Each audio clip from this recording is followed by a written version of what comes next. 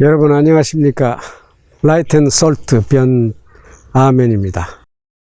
제가 마스크를 이렇게 쓰고 있는 것처럼 지금 전 세계에 코로나 바이러스가 세계적으로 퍼져나가서 지금 정신을 차릴 수 없을 만큼 지금 파닉 상태에 빠져 있는 때입니다. 이 코로나 바이러스가 언젠가는 수습이 되겠죠. 수습이 되겠지만은 그 다음에 이전과 똑같은 세계로 돌아가느냐 하느냐 하는 것은 대부분의 학자들이나 사람들이 이전과는 사회 질서와 세상이 바뀔 것이다, 그렇게 예측을 합니다. 여러 가지 이 학설들을 많이 내놓고 있고, 저도 성경을 통해서 하나님이 말씀하신 말씀의 예언을 통해서 저도 몇 가지를 이미 말씀드렸습니다만은, 지금 반드시 분명한 거 하나는 이 재난, 이 재앙 다음에 영적인 부흥이 올 것입니다. 하나님이 매를 때리시고 하나님이 재앙을 내리신 다음에는 반드시 부흥이 오는 것이 원칙입니다. 그래서 우리가 이 온 세계 선교의 부흥에 대비해야 되겠다는 생각이 듭니다.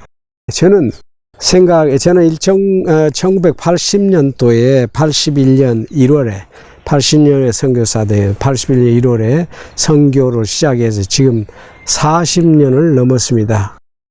일본을 중심으로 해서 선교했고 다른 여러 나라를 다니고, 지금 현재는 미얀마와 그리고 또 인도를 중심해서 그 지역의 7, 8개의 나라의 선교사들을 훈련해서 파송하는 것을 저의 목적으로 생각하고 지금 선교 사역을 시작을 하고 있습니다. 물론 일본도 지금 계속 하고 있지만은요. 그런데 제가 그런 선교를 하면서 한 현장의 전문가로서 또 기도하며 하나님 인도하시는 것으로서 미래 선교에는 이렇게 대비를 해야 된다, 미래 선교는 이렇게 바뀌어야 한다는 제안을 드리고 싶습니다. 첫째는 우리가 이제는 선교 부흥의 시대가 왔다 하는 것입니다. 그러나 그 선교의 방법이 변해야 된다는 것입니다.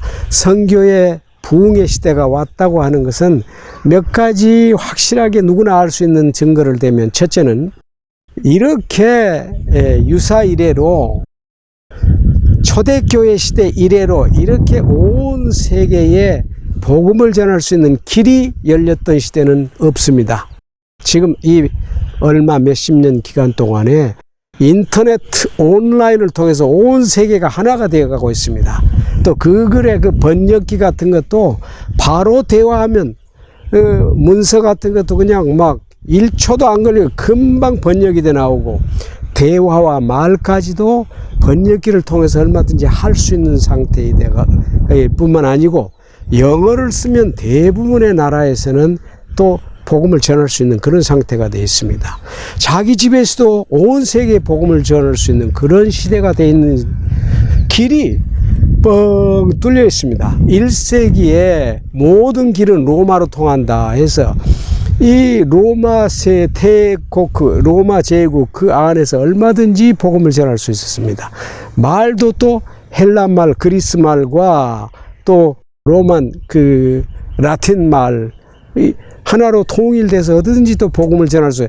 그럴 때에 때가 차서 그리스도께서 오셔서 온 세계에 복음을 전파하도록 하나님이 길을 마련하셨던 것처럼, 그 시대 이후에 이렇게 온 세계가 길이 열려서 이제는 이 국가 간의 거리가 없을 만큼 사실 없어졌죠. 그렇게 길이 열려서 누구나 언제든지 무슨 말로든지 복음을 전할 수 있는 시기가 되었다는 것입니다. 두 번째 이유를 들겠습니다. 왜 지금 우리의 선교 지금 부흥의 시대가 왔느냐 하는 것은, 두 번째 이유는 땅 끝까지 복음이 전파된 다음에 세상의 끝 그리스도의 재림이 있으리라, 모든 민족에게 복음이 전파되고 너희 신앙이 간증됐을 때 오리라고 해서 지금 우리가 몇 가지 그런 시대를 보냈지요. 첫째로 우리는 해안을 중심으로 해서 복음을 전파했습니다. 윌리엄 캐리를 중심해서. 그 다음에 일어난 부흥운동이 내지 선교, 네? 허드슨 테일러를 중심해서 내지 선교에 부흥을 했습니다.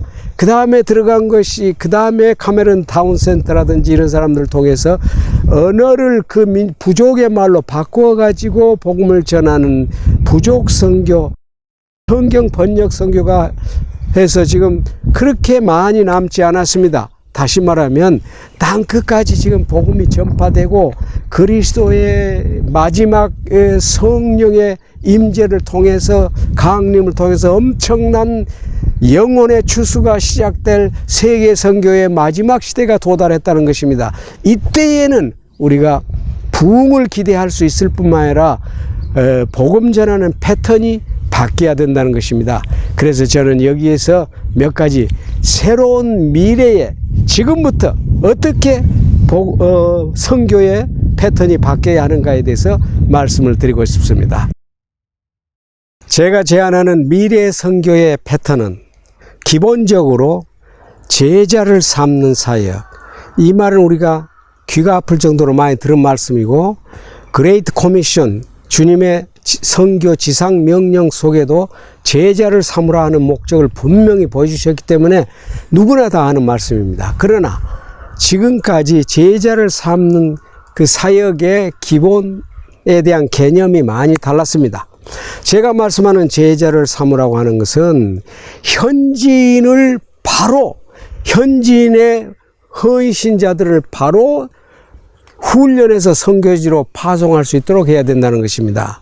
제가 지금 인도를 중심해서 미얀마를 중심해서 하고 있는 것은 현지의 헌신자들을 모아서 구체적으로 전도 훈련부터 시작해 가지고 자기가 제자를 훈련해서 교회를 물론 세울 뿐만 아니라 또 헌신자들을 훈련해서 파송하는 일까지 하는 그런 제자 훈련 중심의 사역을 하고 있습니다.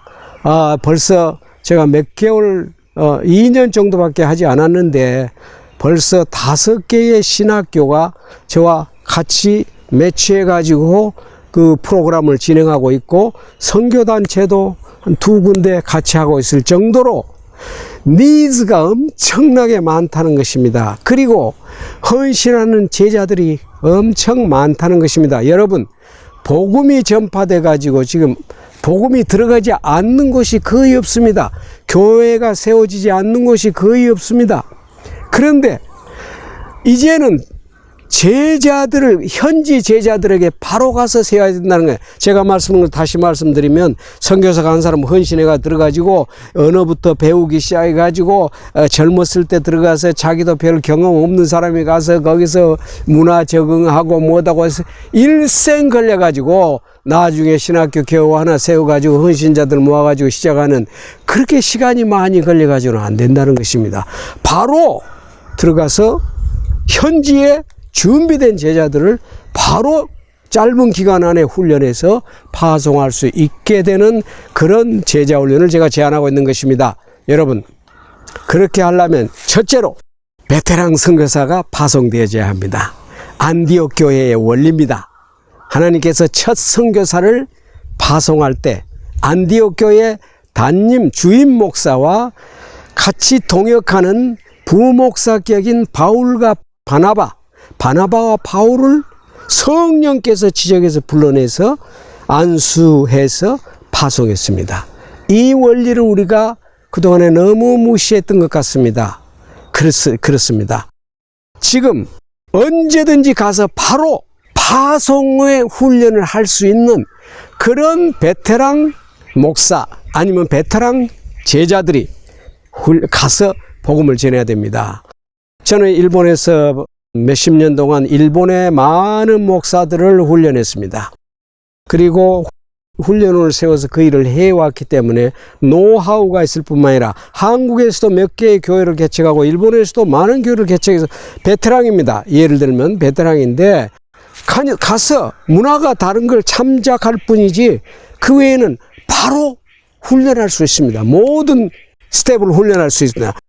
Discipleship Evangelist, Discipleship Pastor, Discipleship Trainer, Discipleship 마스터, 아포슬, 파송할 수 있는 그 모든 단계를 바로 훈련할 수 있기 때문에 이건 금방 훈련받은 사람을 파송할 수 있다는 것입니다. 이런 숙련된 베테랑 선교사를 보내서 바로 1세대를 뛰어넘어서 훈련해서 보내는 그런 것을 제안하는 것입니다. 그러기 위해서는 두 번째 우리가 재정 정책이 문제입니다.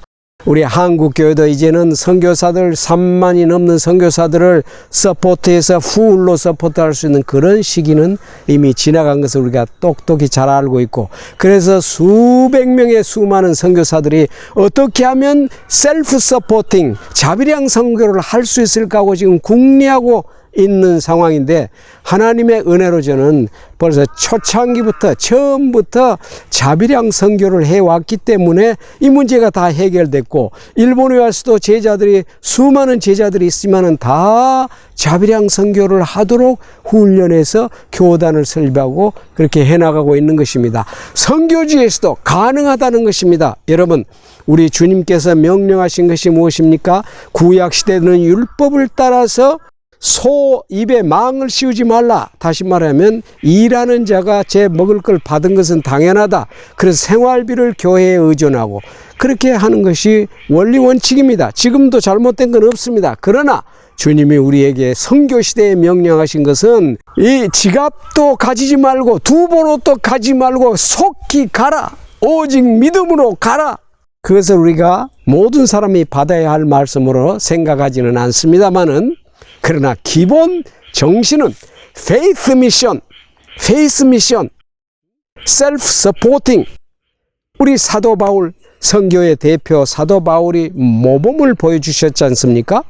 자기가 주님만 의지하고 주께서 주시는 것으로 성도들을 통해서 보내주시는 것이 있으면 좋고, 없으면 자기 손으로 일해서도 하고 적당하게 바란스를 맞춰서 또 동력자들이 일하고 같이 복음을 전문으로 전하는 사람도 있고 여러 가지 그렇게 해서 우리가 할 수 있습니다. 선교지에 현장에 인도 같은 데서도 우리가 돈 생활비 대주고 그 사람들 파송을 하면 언제 할 수 있겠습니까? 불가능합니다. 다 그리고 참된 믿음이 아닌 그 거지들을 만드는 경우까지도 많습니다. 그렇게 수많은 세기를 그렇게 해왔습니다. 그렇게 안 돼요. 그렇게 해서는 안 됩니다. 가서 그들에게 믿음을 심어주고 페이스 미션 할 수 있는 믿음, 셀프 서포팅 할 수 있는, 자비량 할 수 있는 그런 자기 손으로 일할 수 있는 그런 심플 라이프를 가르치고 그 믿음을 심어줄 때 산 믿음을 가지고 그 사람들이 복음을 전하면서 수많은 썬다싱이 배출될 것이 아닙니까? 썬다싱 얼마나 위대한 선교사입니까? 얼마나 위대한 전도자입니까? 티베트까지 가서 전도한 인도 사람입니다. 얼마든지 가능하다는 것입니다.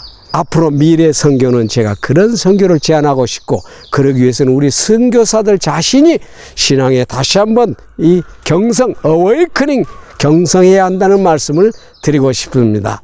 이제 선교는 한 곳에 정착해서 오래 머무는 선교라기보다 이동하는 선교, 여행하는 선교를 해야 되겠다는 것을 제안드립니다.